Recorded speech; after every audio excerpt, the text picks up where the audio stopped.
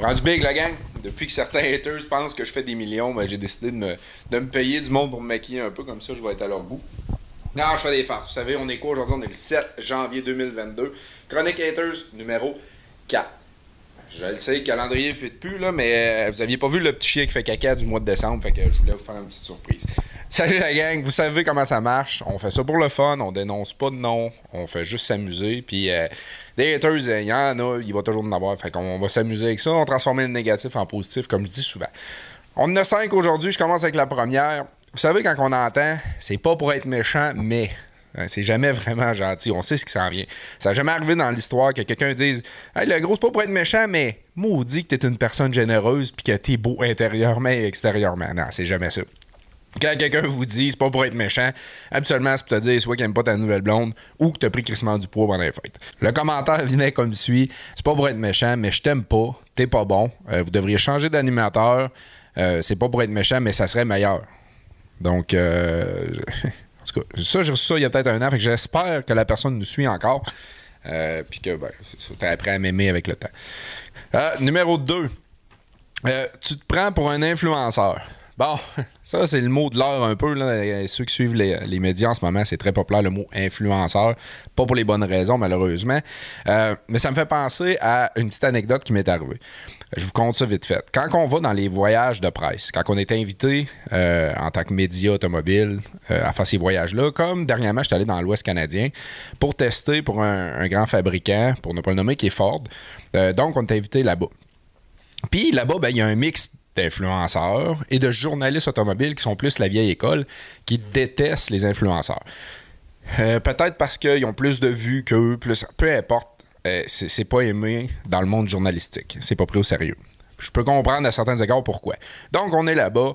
Un des journalistes, pour ne pas le nommer, très connu, commence un peu à s'orienter vers moi en disant que « Ouais, mais vous autres, des influenceurs, pis tatata. » Mais il a fait une grande erreur ce soir-là. C'est que ces voyages-là, l'alcool est gratuit. Puis moi, ben, j'aime beaucoup la gratuité. C'était son erreur de me dire ça à ce moment-là, lorsque je profitais de ces breuvages gratuits. J'étais pas chaud raide, là, mais pour vous donner une idée, le représentant marketing Amérique du Nord, Ford, quand il est parti, en anglais, j'y ai dit « See you later, alligator ». Okay? C'est une phrase que j'ai l'habitude de dire à mes enfants. Fait que juste chaud à ce point-là. Donc, j'ai décidé de pas le confronter, mais d'y expliquer un peu que, en fait, lorsque lui fait des chroniques radio ou qu'il écrit dans un livre automobile pour dire que ce modèle-là est moins bon qu'un autre ou que celui-là est meilleur qu'un autre, ben ce qu'il fait, c'est influencer. C'est juste qu'il y a une vieille plateforme au lieu d'utiliser les plateformes du jour. Donc, j'ai débattu mon point là-bas, il n'a pas tellement aimé, mais bon, le point est que si tu me traites d'influenceur, moi, j'ai pas de problème avec ça. Si mes chroniques automobiles vont influencer positivement quelqu'un à acheter un modèle et à faire attention à d'autres problèmes dans d'autres modèles, ben tant mieux si tu veux m'appeler l'influenceur. Et c'est sûr que c'est vague, c'est un peu comme le mot vendeur. Il y en a de tous les genres. Le fameux test du Bronco Sport, le modèle qu'on avait fait, je vais mettre la vidéo en ce moment. Ceux qui se rappellent de ça, j'avais fait une petite blague au début, puis on avait eu un commentaire d'un gars qui avait marqué « C'est quoi le rapport mettre des gants en plein été? » Ouais, c'est... J'ai pas vraiment besoin d'en rajouter. Numéro 4. On a posé la question sur nos réseaux sociaux si les gens avaient encore de l'empathie un peu envers les constructeurs automobiles dû au méga délai. Il y a des compagnies que ça peut prendre 1 an avant que vous receviez votre véhicule. C'est pas la faute des constructeurs en tant que tels. Il manque les fameux chips et il manque plein de choses, des pièces qu'eux sont pas capables d'avoir.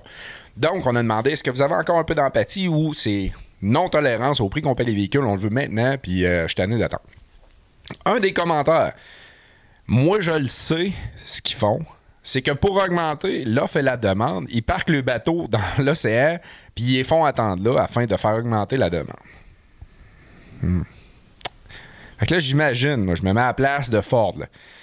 Ford qui appelle le bateau. Là. Il dit « Ouais, le gros, Marc, ouais.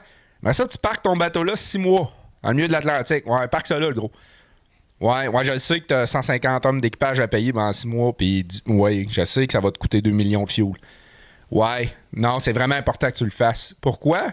Ah, ben parce que les gens, ils ont déjà prépayé le véhicule, puis on veut qu'ils attendent plus longtemps. Fait que, mec, ça fasse 6 mois qu'ils attendent.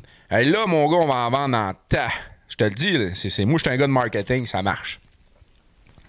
Le monde a des bonnes idées, des fois. Numéro 5. OK, on a fait un article. 40 ans d'exploration à bord d'un Land Rover. Okay? Une famille de Français, un homme et sa blonde, c'est malade. Ils ont fait, pendant 40 ans, ils ont exploré. Écoutez, vous irez lire ça si vous avez 2 secondes. Là, ils ont fait le tour du monde quasiment en Land Rover. Il y avait un commentaire qui disait « Titre mensongère. J'ai lu l'article, c'est pas vrai qu'ils ont fait 40 ans en ligne sans arrêter. Ils ont eu des pauses entre. » Eh boy, il y a le pogo. Fait que là, je suis obligé d'expliquer à la personne que c'est un peu comme moi. Ça fait 22 ans que je suis dans mon travail, que je suis militaire. Si tu me demandes un mardi, ça fait combien de temps que je suis dans l'armée, je vais pas te dire 2 jours parce que j'ai pris une pause la fin de semaine. Tu sais, veux dire, ça fait quand même 22 ans. Même chose pour eux. Oui, ils ont eu des pauses entre le voyage, mais ça fait quand même 40 ans qu'ils font de l'aventure sur la route avec leur Land Rover. Un peu comme toi, si je te demande ça fait combien de temps que tu respires depuis que tu es né, ben, ça se peut que je dise à peu près 3 semaines parce que clairement, tu as eu une petite pause côté respiration et oxygène dernièrement.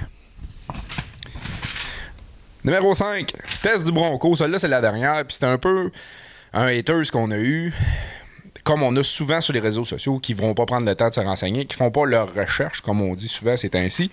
Donc, on fait le test du Bronco. Ceux qui ont vu les photos dans la glace, puis tout, on était pogné un peu. Le gars, il dit, un autre cave qui achète un truck à 50 000 pour le scraper juste pour une belle photo Instagram. J'espère que tu as un diplôme pour ça. De un, le truck vaut pas 50, il est plus dans les 80. Juste pour mettre ça au clair. Deuxièmement, je ne l'ai pas acheté pour la personne concernée qui peut-être écoute jusqu'à ce moment. Donc, je ne l'ai pas acheté. Deuxièmement, on n'a rien scrappé. On n'a rien brisé pantoute. On a très bien fait ça. Puis, on est fiers de dire qu'au magazine, on teste des trucks pour de vrai. OK? C'est pas à l'extrême. On ne pourra jamais tester ça à l'extrême autant que dans les trails qu'on fait, mais quand même, on est ceux qui poussent le plus la note. Puis vous savez, c'est un stress énorme de tester un véhicule de ce prix-là qui ne nous appartient pas puis qu'on ne peut pas briser. Donc, on est très fiers de ce qu'on fait. Malheureusement, non, on n'a pas de diplôme pour ça, mais on est quand même fiers parce que notre communauté nous suit puis je pense qu'ils sont contents de nos essais. Fait que je suis désolé, mais t'es dans le champ, le grand. Fait que la gang, ben c'était court. Il y a de moins en moins quand même d'haters avec ces chroniques-là. Donc, si vous avez aimé, un petit partage, ça fait sourire les gens et on est super contents. On se revoit pour la chronique numéro 5.